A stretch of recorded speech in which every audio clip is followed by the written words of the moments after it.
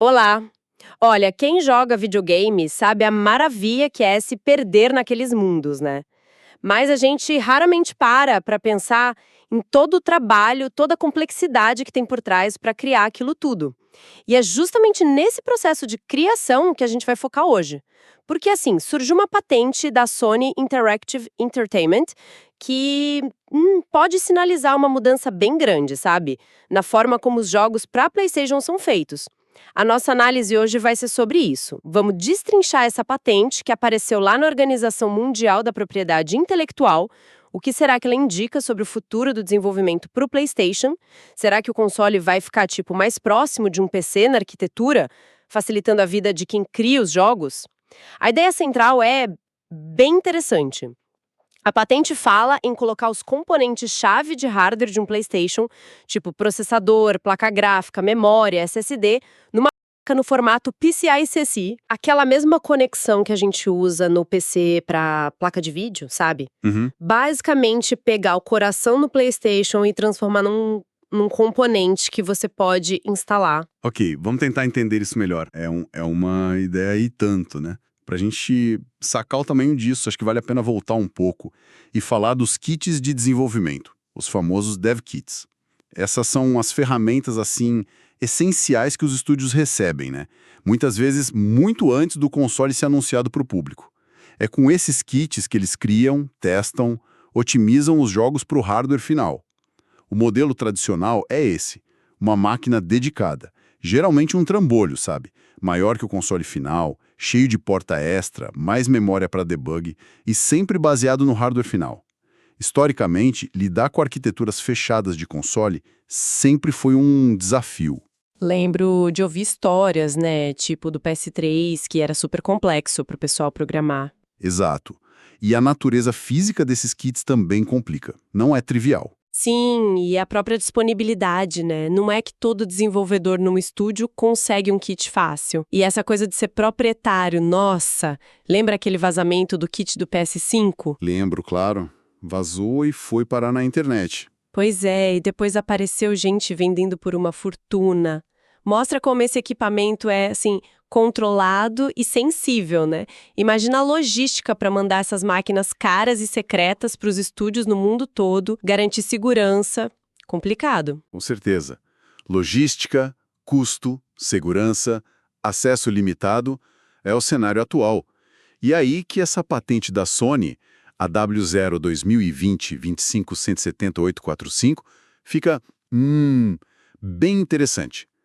A chave é essa placa PCIe. Imagina só, uma placa que você poderia, em teoria, espetar num slot livre de um PC desktop comum ou até num servidor, num data center.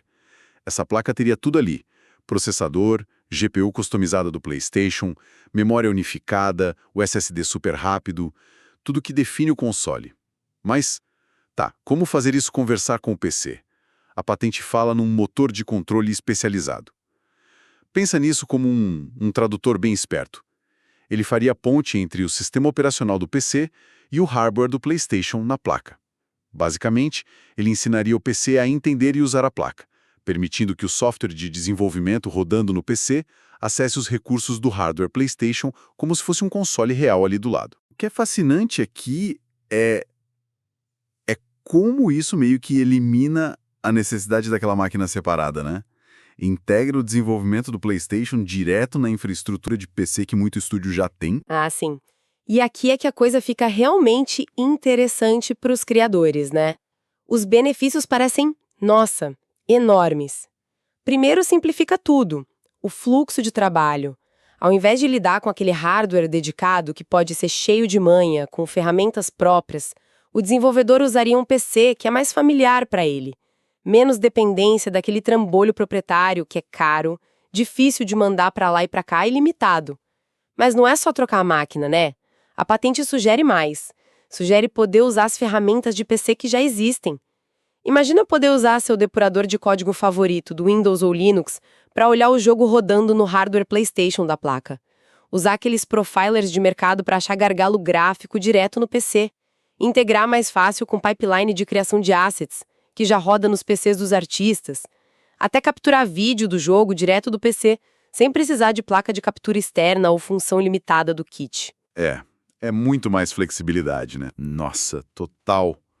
Essa integração com ferramentas de PC, isso acelera demais o ciclo de iteração, sabe? Aquele processo de codificar, testar, arrumar, testar de novo. Menos tempo brigando com ferramenta específica, mais tempo polindo o jogo. E essa flexibilidade não para na mesa do desenvolvedor, não. A patente também aponta para nuvem. É o outro lado da moeda. Instalar essas placas em servidores. Isso abre um mundo de acesso remoto. Pensa em data centers cheios dessas placas, cada uma como um nó de desenvolvimento PlayStation, acessível pela internet. Um estúdio poderia ter gente em qualquer lugar do mundo. Nossa, tipo um programador aqui no Brasil, um artista no Canadá, um designer no Japão. Exatamente. Todos trabalhando no mesmo ambiente de desenvolvimento na nuvem, sem precisar de um kit físico cada um. Isso resolveria aquela dor de cabeça da logística e segurança de mandar os kits, né? Que você falou. Principalmente para colaboração entre estúdios, trabalho remoto, que tá super comum. Sem dúvida. Acabaria essa necessidade de mandar caixa cara e sigilosa para todo lado. Permitiria escalar o acesso.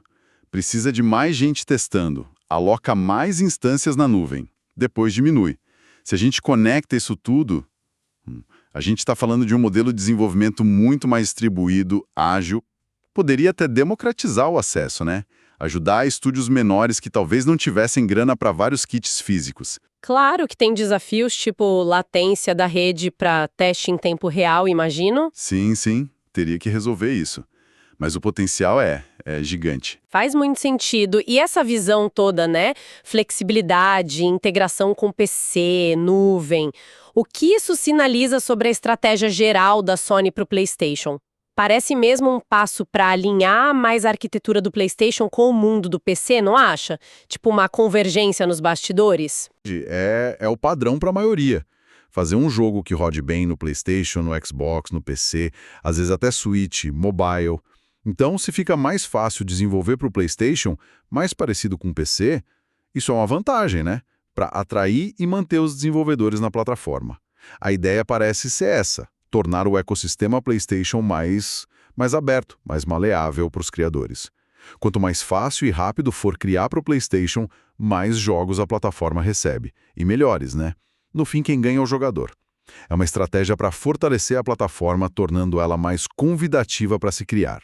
E essa postura, essa possível abertura maior, parece até um contraste com o que a gente ouve de outras empresas, né? Tipo, os rumores sobre o próximo console da Nintendo, o sucessor do Switch. Pois é um contraponto interessante. Enquanto a Sony parece acenar com essa patente para facilitar usar a infraestrutura de PC, os relatos sobre a Nintendo e o Switch 2 sugerem uma abordagem talvez mais controlada, pelo menos no começo. O que se fala é que a Nintendo estaria sendo bem seletiva para mandar os dev kits, exigindo que os estúdios apresentem projetos bem detalhados, explicando como vão usar os recursos novos antes de liberar o hardware. E falam também de remessas iniciais pequenas desses kits. Se for verdade, isso pode ser uma barreira para estúdios menores, independentes, que talvez não tenham aquele relacionamento forte com a Nintendo ou um projeto gigante para mostrar logo de cara. Isso levanta uma questão importante sobre como essas filosofias diferentes de acesso ao desenvolvimento podem impactar o futuro de cada plataforma. Uma abordagem mais restrita pode até garantir que os primeiros jogos usem bem o hardware novo, mas talvez atrase a chegada de mais variedade de jogos de terceiros, né? É uma dinâmica interessante mesmo. E olhando para o PS5 hoje, a biblioteca já é bem grande, né? Com jogo de estúdio de todo tamanho, inclusive vários que antes a gente via mais em outras plataformas, como alguns jogos da própria Microsoft que chegaram lá. Talvez isso já seja um sinal de que essa estratégia de facilitar o acesso, de ser mais aberto, já esteja funcionando para a Sony em termos de conteúdo. O que faria essa patente da placa PCIe ser um passo bem lógico, né? Pode ser um fator importante, sim. Acessibilidade para o desenvolvedor é chave na competição. Mas aqui a gente precisa dar aquela respirada, né? Calma. É importante lembrar o que são patentes. Empresas como Sony, Microsoft e Apple, elas registram milhares de patentes todo ano. É para proteger ideia, registrar pesquisa, mas uma patente no papel não garante, de jeito nenhum, que aquilo vira produto. Quantas patentes malucas a gente já viu que ficaram na gaveta? Lembro de patente da Sony de controle que dobrava, interface controlada por pensamento. Sei lá, A maioria fica arquivada. Serve para proteger legalmente, talvez inspirar outra coisa. Uma patente mostra que a empresa está pensando naquilo, não que ela vai lançar. Certo, certo. Cautela é importante, não dá para tratar como anúncio. Mas, sendo assim, tem algo nessa patente específica da placa PCI que parece diferente. Mais pé no chão, talvez. Menos ficção científica e mais engenharia para resolver um problema real. Eu diria que sim. Comparada com outras ideias mais, digamos, exóticas, essa parece ter uma aplicação muito prática, muito direta. Ela ataca problemas reais do desenvolvimento para console hoje. Custo, logística de dev kit, a busca por ferramentas flexíveis, integração com o PC, potencial da nuvem. Ela se encaixa direitinho nas tendências que a gente já falou. Não parece uma ideia do nada, sabe? Parece uma evolução lógica, uma resposta pragmática para os desafios dos parceiros da Sony. Por isso, mesmo com a cautela necessária, essa patente específica parece ter um peso de plausibilidade maior que muitas outras. Entendi. Então, tentando amarrar tudo. Temos essa patente da Sony, descrevendo um jeito novo de pôr o hardware do PlayStation numa placa PCIe para usar em PCs aos servidores. O objetivo, claro, parece ser simplificar a vida de quem faz jogo, diminuir a dependência dos kits físicos, permitir usar a ferramenta de PC e abrir caminho para o desenvolvimento remoto na nuvem. E o que isso tudo pode significar? Um futuro onde fazer jogo para PlayStation fique mais rápido, mais flexível, mais acessível, mais parecido com fazer para PC. E isso poderia atrair ainda mais gente para a plataforma, dos estúdios gigantes aos independentes. Exatamente. E essa convergência toda nos processos de desenvolvimento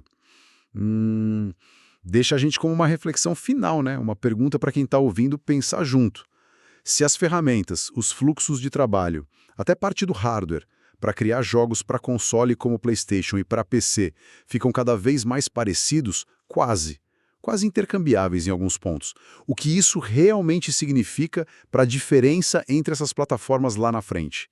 A linha que separa a experiência de console da de PC, pelo menos para quem cria, parece estar ficando mais fina, né? Será que a gente está indo para uma era onde o jogo em si é o que importa e o aparelho onde ele roda vira um detalhe cada vez menos decisivo? Fica aí a reflexão.